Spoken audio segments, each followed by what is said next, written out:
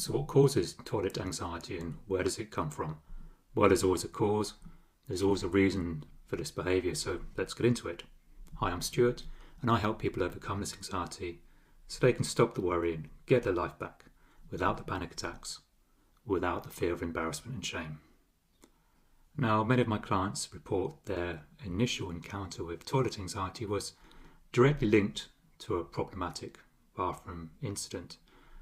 For example, feeling pressured while they're using the toilet, instances of being mocked or teased around bathroom use, or during a period of illness and having an accident somewhere.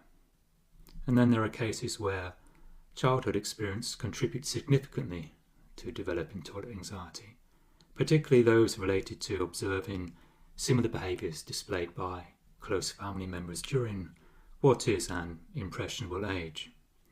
There's also the impact of IBS. Individuals diagnosed with irritable bowel syndrome often show signs of this condition too, and the worry and apprehension associated with toilet anxiety only serve to intensify the daily discomfort, which further adds onto the anguish endured by those suffering.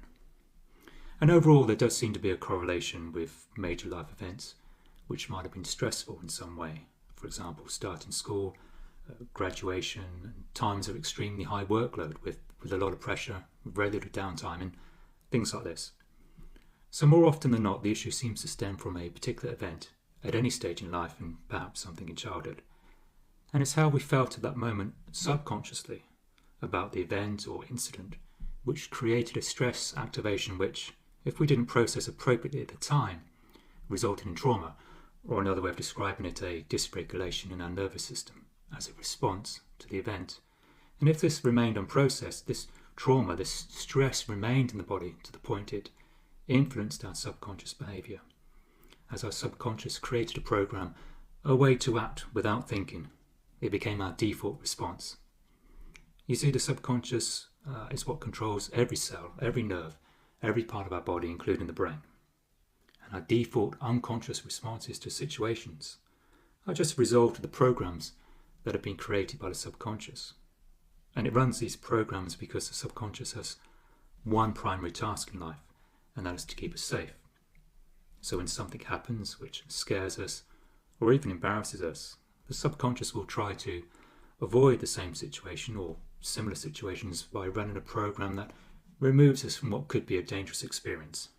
Danger in the form of embarrassment, danger in the form of shame, of being judged and ridiculed, danger of rejection and isolation. So it's your subconscious mind that is generating and controlling the very physical feelings you're experiencing, because the subconscious believes, based on previous experience, for whatever reason, that there is danger. Even if consciously you know you're safe, the subconscious is always trying to move us away from danger based on past experience, even though the situation is different now and the subconscious behaviour is totally inappropriate. Now, there are many therapies, although helpful to some degree, which fail to successfully resolve issues related to trauma because they are often dealing with symptoms and not causes. Talking about an event, reliving it, or trying to change the memory of an event, trying to consciously fight our physical behaviour and push through, can all be a fruitless exercise because it works on the logic, the rational parts of the brain, and this has little effect on the unconscious programs. So they might provide temporary relief, but the underlying programs are still present, ready to leap out and take hold and prevent us from making real progress. The only surefire way to completely resolve the effects of past trauma is to deal with the programs hidden deep in the unconscious, and that's how I work with my clients. But if we don't do this, if we don't address the underlying subconscious processes fueling the toilet anxiety, we're just going to be left living with the fear, always on alert, constantly scanning and running what-if scenarios. It's totally draining and life restricting, and we're potentially missing out on some of the best times of our life.